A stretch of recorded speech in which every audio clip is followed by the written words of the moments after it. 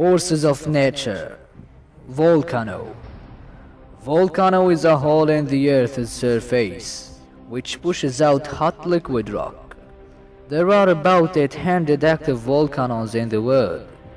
A volcanic eruption is very powerful, as hot ash and gases are blown into the air.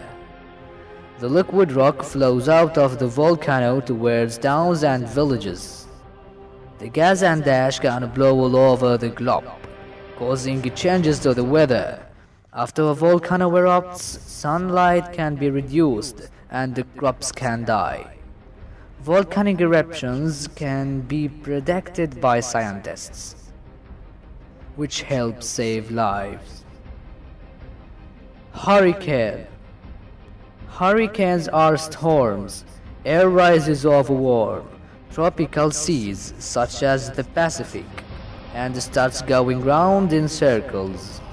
It then blows over the Philippines, China, Japan, Australia, and the USA. A hurricane can reach 500 kilometers across. The center of the storm is called the eye.